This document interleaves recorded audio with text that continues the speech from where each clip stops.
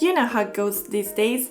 First someone writes something on Reddit, then Elon Musk tweets something, and then the snowball is rolling.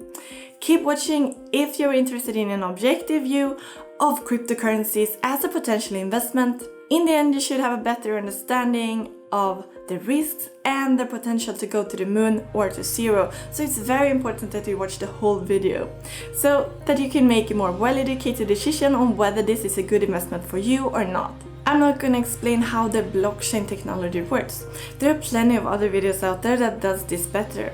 And without a doubt, this is a truly revolutionary or disruptive technology, as we say these days. But does this mean that cryptocurrencies such as Bitcoin is also a good investment? Let's go through some of the pros and cons with investing in cryptocurrencies. So, the implementation of the blockchain technology, this cancels out the role of the government or the central bank as the producer of currency, and the role of banks as middle hands to verify transactions. This means that transactions made in Bitcoin will be anonymous and not traceable.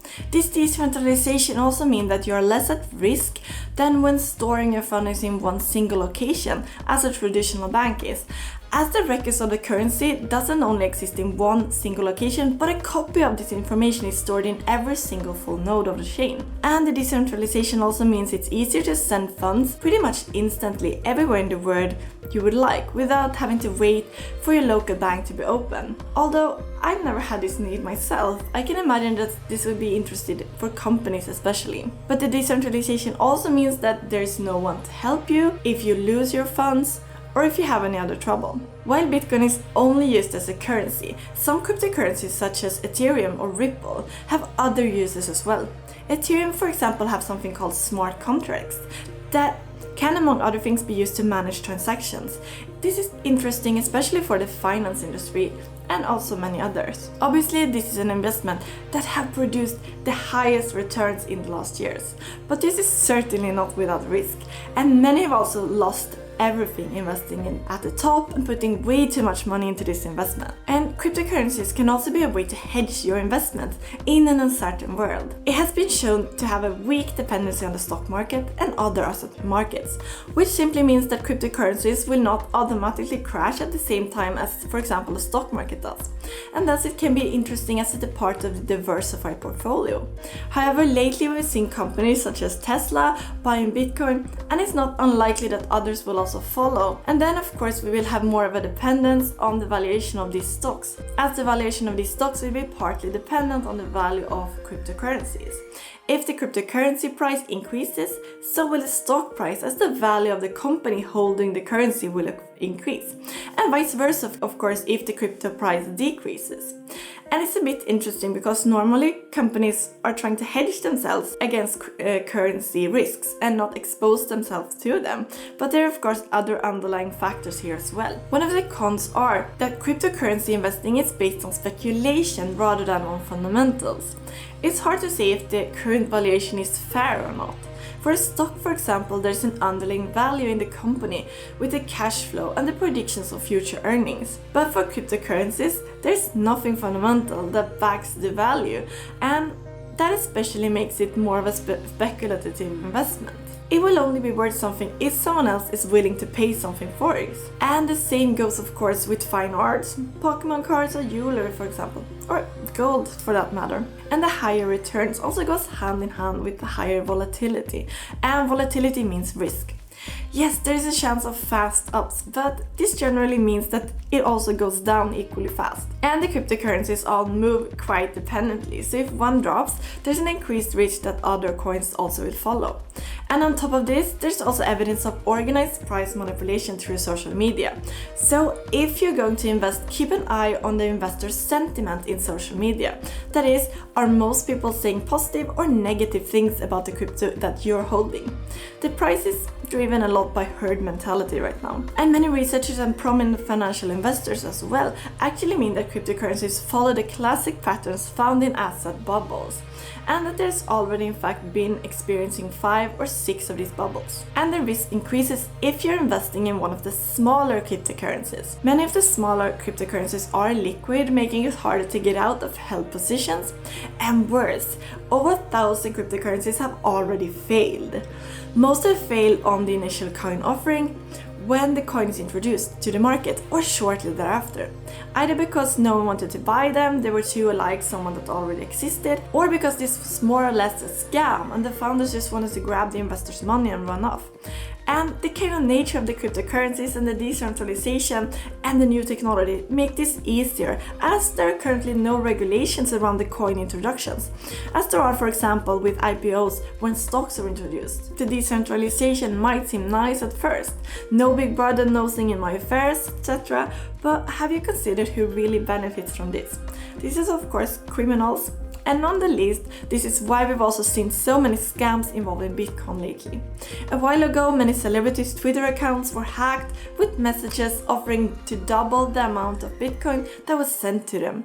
And unfortunately, people fall for this because it's preying on folks in vulnerable and desperate situations in need of money. Currently, there is not so much regulation around cryptocurrencies, but if they become more widespread, it's not unlikely that this will change and different countries will regulate them more. With complete bans, this could render the coins useless. And let's not even mention the energy consumption of the currencies. That is more than entire countries in some cases. So what's the potential here? Well, undoubtedly, there is some individuals that have become very rich in short time spans investing in cryptocurrencies. But there are also people that have lost everything. It's hard to predict the future value of any cryptocurrency, and there's not so much historic data available to base evidence-based decisions on. However, the value is dependent on if any of them will become the new global digital currency, or if they will be more or less useless assets. And all we see now is just a valuation bubble. What points to one or the other?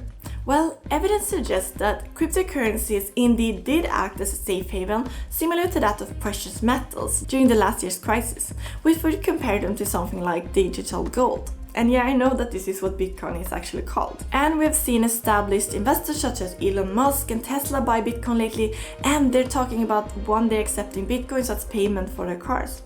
And they're not alone. Others, such as the bank BNY Mellon, Square, and Twitter have also announced that they will likely or have already bought some. And on top of that, Cathie Woods, everyone's favorites right now, with ARK Invest, is also positive towards cryptocurrencies.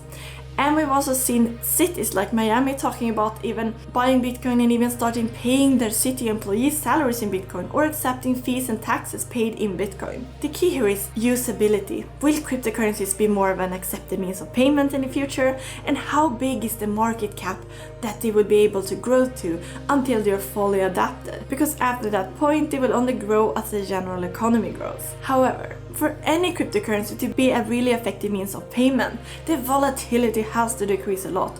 The price has to be more stable compared to other fiat currencies such as the US dollar. I mean, Miami can't pay their employees, say, the equivalent of $2,000 in Bitcoin one day, and then the next day they find out that this is only worth $1,500, a substantial decrease of 25% in a day. But this is not unheard of in cryptocurrencies, because you will still be dependent on the valuation against the US dollars to cover your payments. And what happens if the cryptocurrencies goes up and you want to use it to pay something? Then, as you're realizing the purchase, you also have to pay capital gains taxes as you're selling your crypto with the gain. And I don't think it's very likely that either that any country will adopt Bitcoin as it's currently, simply because monetary policies, meaning the control of the quantity of money in the economy, the quantity of US dollars for example, is one of the ways that countries use to control their economy, their inflation, their interest rates and so on. So by adopting Bitcoin, they will simply have to give up this means of control. Instead, many countries are developing their own or have already introduced their own digital currencies. So what points to the value instead decreasing? Well, the scarcity of, for example, Bitcoin is often mentioned as an advantage. Compared to fiat currencies, where more and more money can be printed, Bitcoin has a fixed number of coins that can ever exist. And here it compares more to gold. Because there's, of course, a finite amount of gold in the world. That is, unless we start mining asteroids, for example. However, what people fail to realize here is that Bitcoin is not existing in a vacuum. And yes, there can only exist 21 million Bitcoins, but constantly there are new cryptocurrencies created. And more money, of course, means inflation, and the purchasing power of the currency is decreasing. And we don't actually know which of the cryptocurrencies would be the one that would be more widely adopted. Because in my mind, it's not likely that we would need thousands of different cryptocurrencies. Or what do you think? And if it becomes more like a traditional currency, the value will not keep increasing, because there's nothing in a currency that generates value, in the sense that long term, there's no currency that is better than another. Or long time, you wouldn't have more money if you had exchanged your funds to currency A instead of keeping them in currency B. Like all money, or otherwise useless assets, we have to buy into it or believe that there is a value for it to work. And who knows if the future will bring an even more revolutionary technology for investment instead. Clearly, this is an investment opportunity that has created millionaires exceptionally fast, but many have also lost everything.